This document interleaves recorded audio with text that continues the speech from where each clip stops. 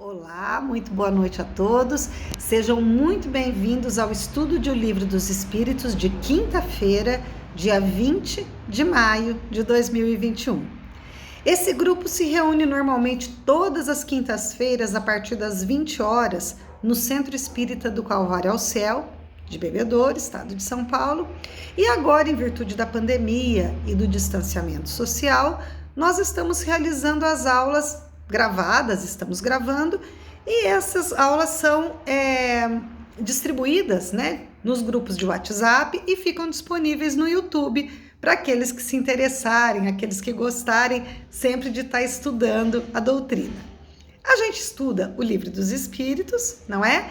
E nós estamos no livro 2º, no capítulo número 4, Pluralidade das Existências.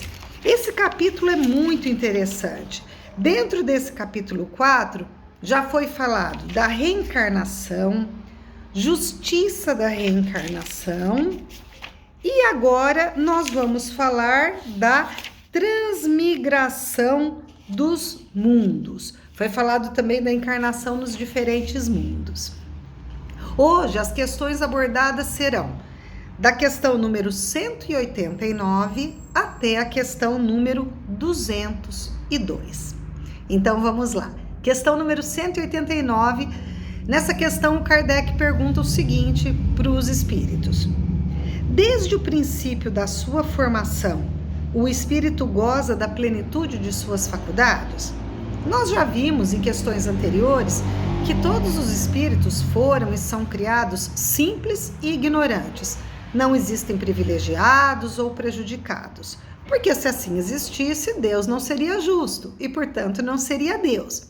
Mas o Kardec pergunta, eles já têm plenitude das suas faculdades desde que são criados? E respondem os espíritos, não tem. Porque o espírito, assim como o homem encarnado, assim como nós encarnados, somos espíritos encarnados, então o espírito desencarnado, ele tem também a sua infância. Em sua origem, os espíritos não têm mais do que uma existência instintiva, possuindo apenas a consciência de si mesmos e de seus atos. Só pouco a pouco a inteligência se desenvolve. A inteligência, as características, tudo aquilo que a gente vai adquirindo, nós vamos conquistando e desenvolvendo de acordo com o nosso caminhar. Mais uma vez a gente repete que não existem privilegiados e nem aqueles que são prejudicados. Questão 190. Qual é o estado da alma em sua primeira encarnação? Responde o Espírito de Verdade. O estado da infância na vida corpórea. Sua inteligência apenas desabrocha, ela ensaia para a vida. Questão número 191. As almas dos nossos selvagens estão no estado de infância? Infância relativa, pois já são almas desenvolvidas, dotadas de paixões. Nesse mundo em que nós vivemos, de expiação e provas, vale a gente, sempre que a gente analisa a natureza das pessoas, pelo que a gente fica sabendo, dos diversos povos, enfim, dentro de uma mesma cidade existem pessoas completamente diferentes, não é? Nós temos que lembrar o seguinte, que estamos estagiando num mundo de expiação e provas e que lá na questão número 100, nós já falamos sobre a escala espírita. E ficou claro lá, o Espírito de Verdade nos disse o seguinte, olha, todas essas características, elas são meio misturadas, então você não vai dizer que os espíritos estão numa classe ou noutra exatamente por causa de coisas assim, de características que são muito rígidas. Então, nesse mundo de expiação e provas, existem espíritos em vários níveis. Espíritos já bem mais perto da regeneração, porque já tem a sua parte moral bem mais desenvolvida, juntamente com a intelectual e tudo mais, e espíritos um pouco menos adiantados, que têm mais dificuldades ainda, né? Que tem mais obstáculos a serem contornados.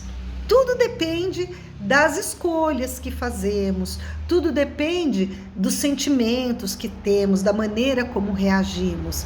Isso é fundamental. Então, existem diversos tipos de espíritos, diversas naturezas, vamos assim dizer, dentro de todos esses espíritos imperfeitos que somos nós, que pertencemos à classe dos espíritos imperfeitos. Na questão 191A, o Kardec pergunta: as paixões, então, indicam desenvolvimento? Desenvolvimento, sim, mas não perfeição.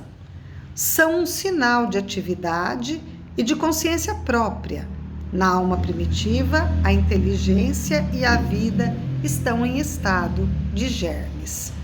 Então, vamos imaginar aqui paixão como tudo aquilo que nos move a fazer as nossas escolhas.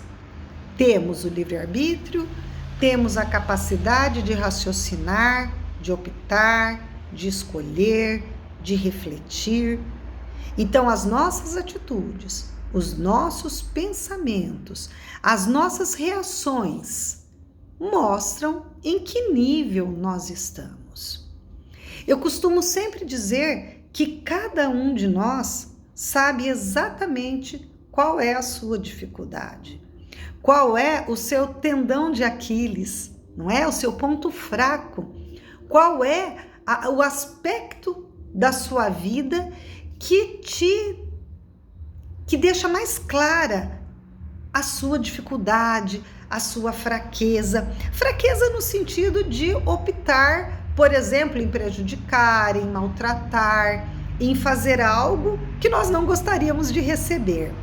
Não é verdade? A gente lembrando das palavras de Jesus para fazer ao outro aquilo que nós gostaríamos de receber, isso é muito forte, porque não precisa entender muita coisa para entender o que eu gostaria de receber e o que eu não gostaria. Então fica muito fácil da gente medir se a nossa atitude, se nós estamos invadindo e desrespeitando o outro. E é no exercício diário da gente se burilar que nós adquirimos as boas, as melhores, vamos assim dizer, virtudes.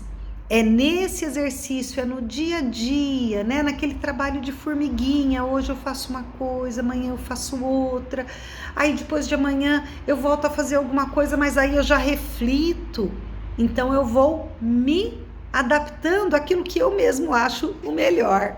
Muitas vezes nós achamos muitas coisas boas, nós pensamos que tal e tal atitude é boa, mas não conseguimos agir da maneira como falamos. Dizia o educador Paulo Freire, que eu considero muito oportuna essa fala dele, que quando o nosso falar e o nosso agir estiverem em consonância, forem iguais, muitos problemas a menos nós teremos. Então é algo para nós refletirmos, não é? A gente não pode endossar aquelas palavras, faço o que eu digo, mas não faço o que eu faço, porque isso realmente não é cristão, tá bom? Então daqui a pouquinho a gente volta para continuar o nosso estudo de hoje. Até já!